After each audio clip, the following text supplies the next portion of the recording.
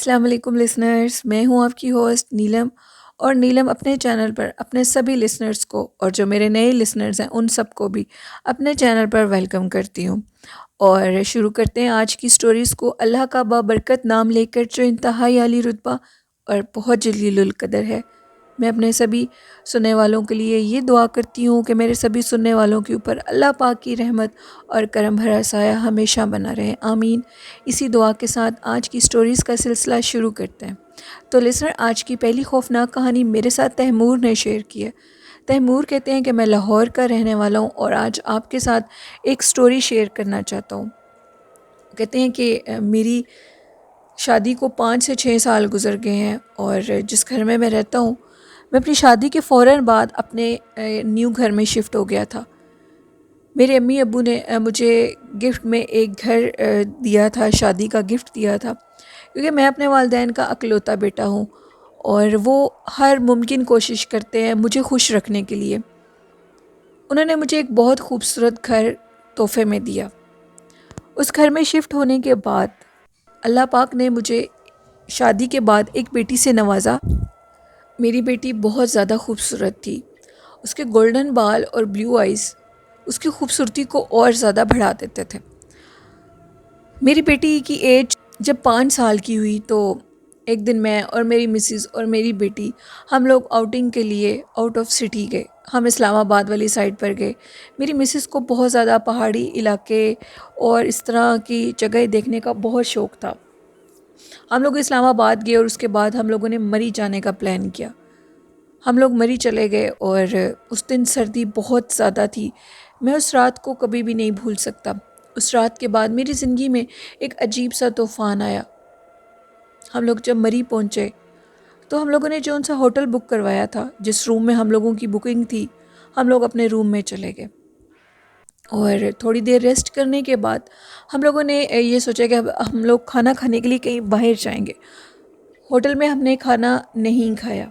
ہم لوگ اپنی بیٹی کو لے کر چلے گئے۔ جو بھی میری بیٹی کو دیکھتا تھا اس کو پیار کیے بنا نہیں رہ سکتا تھا۔ اچانک سے ہم لوگ جب کھانے والے ٹیبل پہ بیٹھے تو میری بیٹی نے بہت زور زور سے اونچا اونچا رونا شروع کر دیا، کیونکہ وہ 5 سال کی تھی، اتنی نا سمجھ بھی نہیں تھی، وہ اپنی بات کو ایزیلی کنوے کر سکتی تھی۔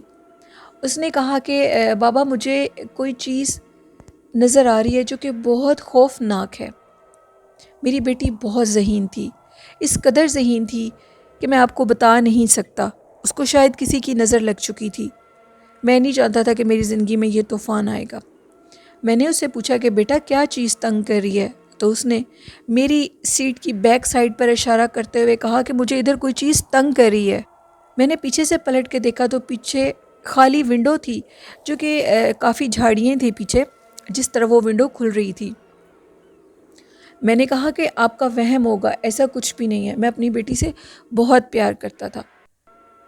میری بیٹی مسلسل رو رہی تھی، اتنا رو رہی تھی کہ ہم لوگوں نے کھانا بہت مشکل سے کھایا، اور فٹافٹ ہم لوگ ادھر سے اٹھے اور باقی سارے پلان کینسل کر کے ہم لوگ اپنے روم کے اندر چلے گئے دوبارہ، کیونکہ اس کی طبیعت خراب ہو رہی تھی اور وہ رو کر صرف ایک ہی بات کہتی تھی، مجھے کوئی تنگ کر رہا ہے، مجھے کوئی نظر آ رہا ہے۔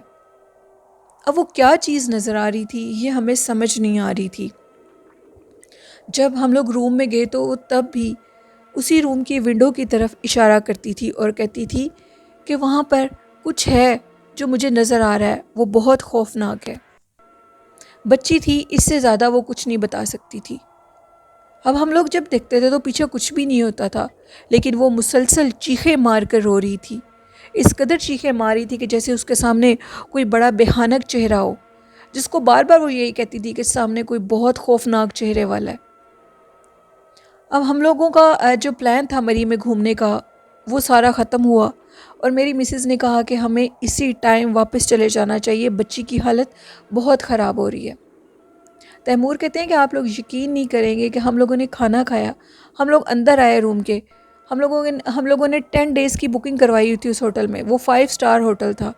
ہم لوگوں نے ادھر اتنے پیسے پے کیے ہوئے تھے، لیکن اس کے باوجود میری بیٹی کی طبیعت بالکل نہیں سنبھل رہی تھی۔ اسی رات 2 بجے ہم وہاں سے چلے گئے، لیکن بچی سنبھلنے کا نام نہیں لے رہی تھی۔ اس قدر رو رہی تھی کہ مجھے یہ ڈر تھا کہ کہیں میری بیٹی کو کچھ ہو نہ جائے۔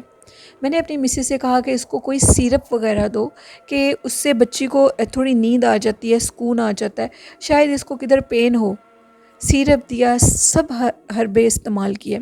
آخر میں میری مسز نے اپنی میری یعنی بیٹی کو اپنے ساتھ لگایا اور اس کے اوپر دوپٹہ دے دیا کہ شاید اس کو کوئی چیز نظر آ رہی ہے جو کہ اب سامنے نہیں آئے گی، لیکن بچی یہی کہتی تھی کہ وہ خوفناک چہرہ مجھے بہت زیادہ تنگ کر رہا ہے، وہ خوفناک چہرہ میری آنکھوں کے سامنے ہے، وہ بڑے منہ والا جس کا چہرہ بہت خوفناک ہے۔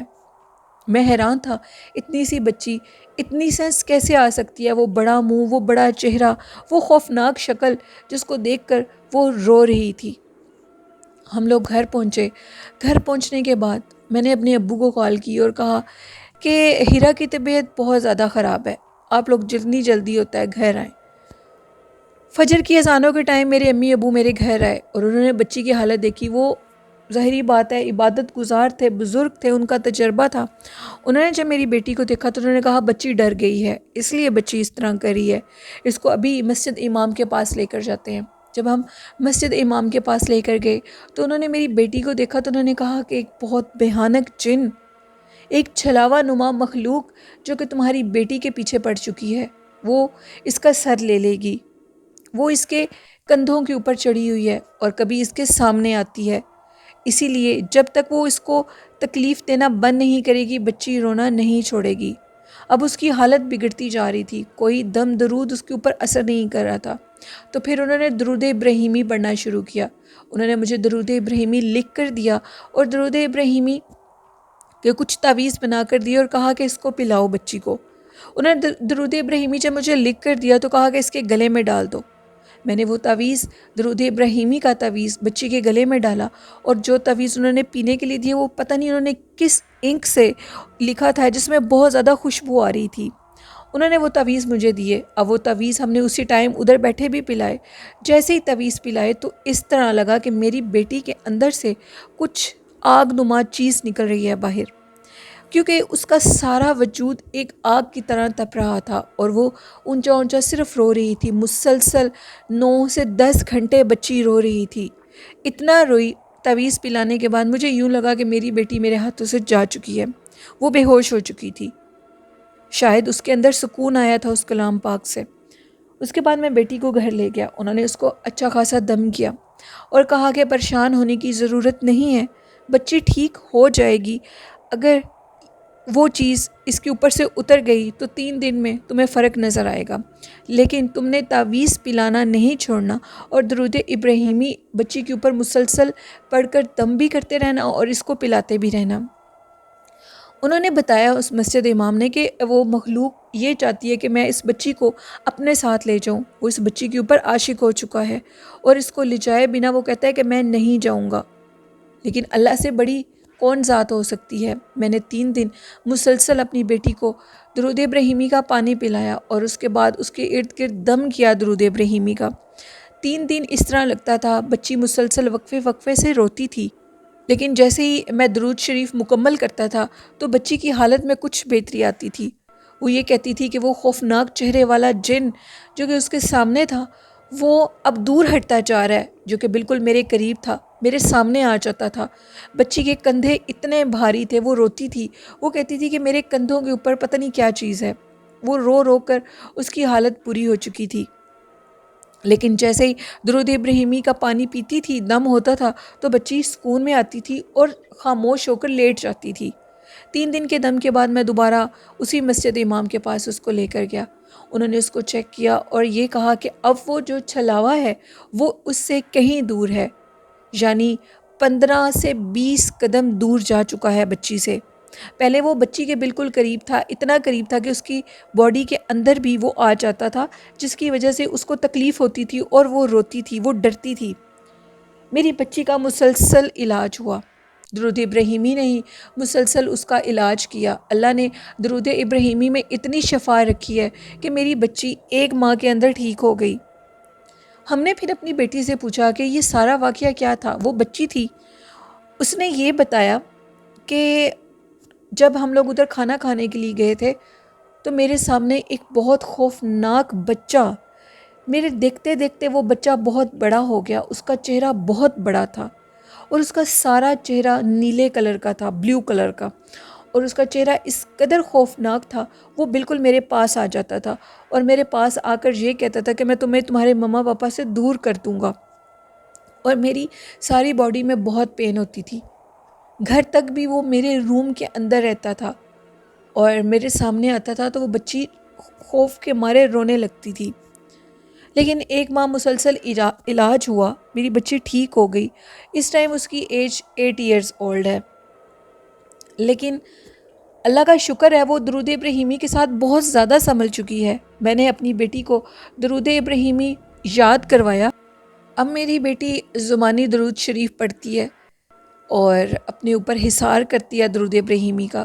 ایک سیکنڈ وہ درود شریف سے دور نہیں رہتی، ہر ٹائم وہ درود شریف پڑھتی ہے۔ لیکن ابھی بھی وہ کبھی کبھار یہ ضرور کہتی ہے، کبھی وہ درود شریف میں کوتاہی بچی سے ہو جائے تو وہ کہتی ہے کہ خواب میں وہ جن آتا ہے، اور کبھی وہ یہ کہتی ہے کہ وہ سیڑھیوں سے نیچے اتر کر آتا ہے حقیقت میں، اور میرے سامنے دروازے میں کھڑا ہو جاتا ہے اور کہتا ہے کہ تم اس درود شریف کو مت پڑھو، جب تم اس کو پڑھتی ہو تو مجھے بہت تکلیف ہوتی ہے، اس کے پڑھنے سے میں تمہارے جسم کے اندر نہیں آ سکتا، میں تمہیں کوئی نقصان نہیں دے سکتا، لیکن جس دن تم اس درود ابراہیمی کو پڑھنا چھوڑ دو گی اسی دن میں تمہیں اپنے ساتھ لے جاؤں گا۔ میری بیٹی بہت ذہین ہے، بہت عقل مند ہے، شاید اس کی خوبصورتی کو کسی کی نظر لگ گئی ہے۔ وہ درود شریف کو اس طرح مطلب کہ پڑھتی ہے کہ جیسے وہ اس کے لیے ایک میڈیسن کا کام کرتا ہے، اس کے جسم کو اس طرح ٹھیک کرتا ہے وہ درود ابراہیمی کہ میں آپ سے بیان نہیں کر سکتا۔ میرا اندھا یقین ہے اللہ پاک کی کلام پر اور درود ابراہیمی پر، یہ انسان کو ہر جنات سے چھٹکارا دے سکتا ہے۔ یہ میری زندگی کا ایک تجربہ ہے۔ اکثر میری بیٹی کے روم میں گندی سمیل آنے لگتی تھی، لیکن جب سے میری بیٹی نے درود ابراہیمی کو پڑھنا شروع کیا، میں نے اس کے روم میں جگہ جگہ پر سارے دیواروں کے اوپر، چاروں دیواروں کے اوپر روم کی درود ابراہیمی کو لگا دیا ہے۔ میری بیٹی یہی کہتی ہے کہ وہ جن اب میرے سامنے تو ضرور آتا ہے لیکن میرے روم کے اندر نہیں آ سکتا۔ اللہ کا شکر ہے کہ وہ اب ٹھیک ہے، لیکن وہ یہ کہتی ہے کہ بابا وہ میری خواب میں بھی کیوں آتا ہے، وہ میری خواب میں بھی آنا چھوڑ دے۔ تو میں نے اس کو یہ کہا، اس درود ابراہیمی میں اتنی طاقت ہے کہ وہ تمہارے روم میں نہیں آ سکتا، تمہیں تنگ نہیں کر سکتا، تمہارے جسم میں نہیں آ سکتا، تو تم اس درود ابراہیمی کو پڑھتی رہو اور آہستہ آہستہ یہ تمہاری خواب میں بھی آنا چھوڑ دے گا۔ تو یہ ایک سٹوری تھی تیمور کی جنہوں نے میرے ساتھ شیئر کی لاہور سے۔ بہت شکریہ تیمور اپنی سٹوری شیئر کرنے کے لیے۔ بڑھتے ہیں آج کی دوسری خوفناک کہانی کی طرف۔ آج کی دوسری خوفناک کہانی میرے ساتھ سجاد نے لاہور سے شیئر کی ہے۔ سجاد کہتے ہیں میں آپ کے ساتھ ایک سٹوری شیئر کرنا چاہتا ہوں، اپنی فرینڈ کی ایک کہانی شیئر کرنا چاہتا ہوں۔ مجھے بہت زیادہ شوق ہے لاہور میں، اسلام آباد میں ہسٹوریکل پلیس دیکھنے کا، پرانی حویلیاں دیکھنے کا جو کہ سکھوں کے دور کی بنی ہوئی ہیں۔ کچھ حویلیاں ادھر آباد ہیں اور کچھ حویلیاں بالکل غیر آباد ہیں، جن کو گورنمنٹ پاکستان نے بالکل بھی نہیں ٹھیک کیا، وہ بہت خستہ حالت میں ہے۔ لیکن میرا فرینڈ بہت زیادہ شوق رکھتا تھا اور مجھے بھی بہت شوق ہے یہ ہسٹوریکل پلیس دیکھنے کا۔ ہم دونوں فرینڈ اکثر ان جگہوں پہ جایا کرتے تھے اور ولاگ وغیرہ بنایا کرتے ہیں۔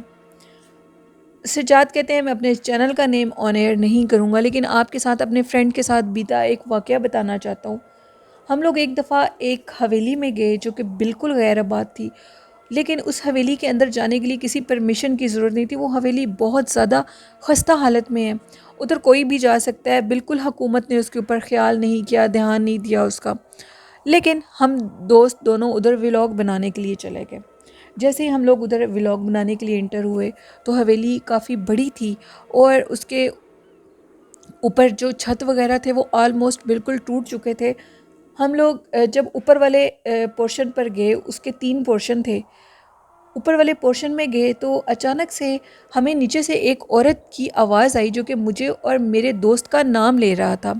وہ جو بھی عورت تھی وہ نظر نہیں آ رہی تھی، لیکن باقاعدہ سجاد اور منصور کہہ کر وہ ہمیں کال کر رہی تھی۔ نیچے والے پورشن سے آواز آ رہی تھی، جو اس حویلی کا نیچے والا حصہ تھا وہ سارا درختوں سے اور سبزے سے مطلب جگہ جگہ پر وہ بنے ہوئے تھے، کیونکہ جگہ بہت زیادہ پرانی اور قدیم تھی۔ ہم لوگ بہت زیادہ ڈر گئے کہ جو چیز ہمیں آوازیں دے رہی ہے لیکن وہ نظر نہیں آ رہی، وہ کیا مخلوق ہے۔ ہم یہ سمجھ چکے تھے کہ وہ کوئی غیر مرئی مخلوق ہے۔ میں آپ کو یہ بتا دوں کہ جب بھی ہم کسی ایسے ہسٹوریکل پلیس پہ جاتے ہیں تو ہم لوگوں نے اپنے ایک پیر صاحب سے کچھ تعویذات وغیرہ بنوائے ہوئے ہیں، جس کی وجہ سے ہمیں غیر مرئی مخلوق تنگ نہ کر سکے، کیونکہ ایسی جگہوں پر بہت زیادہ ایسی مخلوق ہوتی ہے جو کہ تنگ کرتی ہے، پیچھے پڑ جاتی ہے، اس طرح کا کچھ سین ہو جاتا ہے۔ ہم نے ابھی گلے میں تعویذ وغیرہ ڈالے ہوئے تھے، اس کے باوجود گھنگرو کی آواز اور وہ جو عورت کی آواز تھی ہمارا نام لینے کی، وہ اب بالکل ہمارے قریب آنا شروع ہو گئی۔ میرے دوست نے کہا کہ ہمیں یہاں سے واپس چلے جانا چاہیے، عصر کے بعد کا ٹائم تھا اور مغرب ہونے میں ابھی گھنٹہ ڈیڑھ باقی تھا۔ ہم لوگ واپس پلٹے۔ ابھی ہم نے باقی حویلی کا ولاگ نہیں بنایا، میں اس حویلی کا نیم آن ایئر نہیں کروں گا۔ ہم لوگ واپس سیڑھیوں سے نیچے اترے اور وہ چیز باقاعدہ ہم لوگوں کے ساتھ ساتھ تھی۔